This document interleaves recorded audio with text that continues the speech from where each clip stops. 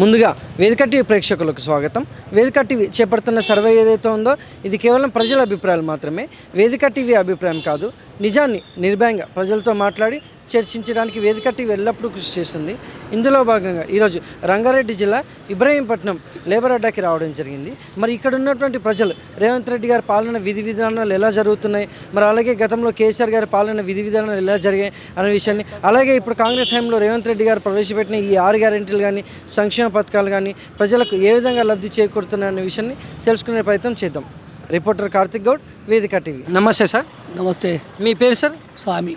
ఏం చేస్తుంటారు సార్? మేము వ్యవసాయం చేస్తాం. సీఎం రేవంత్ రెడ్డి గారి పాలనలో వ్యవసాయదారులకు ఎలా ఉందంటారు, దానిపైన మీ అభిప్రాయం ఏంటి సార్? వ్యవసాయదారులకు ఏముంది సార్, రైతు బంధు ఇస్తాను ఇస్తలేదు, రైతు బీమా ఇస్తాను అది లేదు, రైతులు కోత కోసిండు, ఏదో ఇస్తాను వాగ్దానాలు చేసి ఏదో రుణమాఫీ చేస్తాను సరిగ్గా చేయలేదు, 2 లక్షల రూపాయలు ఇస్తాను ఇది కరెక్ట్ చేయలేదు. మాకు ఎకరా ఉంది, మాకు రైతు బంధు పడుతుంది, రుణమాఫీ 30-40 వేలు మాకు రైతు బంధు పడతలేదు. రైతులకు ఏం చేస్తున్నారండి, రైతు ప్రభుత్వం అంటుండే ఏం చేస్తున్నారు రైతులకు? పనిలే బస్సు ఉచిత ప్రయాణం పెట్టిండు, అది ఉద్యోగస్తులకు లాభం కదా, ఎవరికి లాభం చెప్పు? ఎంప్లాయీస్ లక్షల రూపాయలు సంపాదించి ఎంప్లాయీస్కే లాభం, బస్సు ఎవరికి లాభం చెప్పు? ఏమో ఎవరైనా ఉంటే అవసరం ఎప్పుడన్నా ఒకసారి ఓతరు వస్తారు కదా, సామాన్య ప్రజలకు ఏం లాభం అని చెప్పండి? బిజినెస్ చేసేవాళ్ళకి లాభం ఉండదు, వ్యవసాయ ఉద్యోగస్తులకు లాభం. రైతులకు ఇస్తాను ఏది ఇచ్చిండు, అది తులం బంగారం ఇస్తాను, ఏది కళ్యాణ లక్ష్మి తులం మీరు ఇస్తాను, తులం లేదు, లక్ష లేదు, అవి ఆపిండు. రైతులకి ఏమైనా చేస్తుండా? ఎక్కడ వేసినా ఒకటి అక్కడనే ఉంది, ఏం డెవలప్మెంట్ చేస్తున్నా, ఏం చేస్తున్నట్టు, అది చేస్తా ఇది చేస్తాడు, ఏది లేదు. రైతులకైతే అన్యాయం చేసి. మరి గతంలో కేసీఆర్ గారి పాలనపై మీ అభిప్రాయం ఏంటి సార్? వ్యవసాయానికి మటుకు రైతు బంధు ఇచ్చేది, రైతు బీమా ఇచ్చేది, కళ్యాణ లక్ష్మి టైం మీద ఇచ్చేది, రైతుకు మటుకు టైం మీద రైతు మీద ఇచ్చేది, కళ్యాణ లక్ష్మి కూడా కరెక్ట్ ఇచ్చేది. ఆయన కళ్యాణ లక్ష్మి ఇచ్చేది, ఇవన్నీ ఇవ్వాలంటే టైం మీద అప్పు చేసిండో ఏమన్నా అమ్ముకుంటే మాకు తెలియదు, కానీ రైతుల మటుకు అది చేయలేదు. రైతుల మటుకు ఆపలేదు, ఎప్పుడు ఏ విషయంలో ఆపలేదు.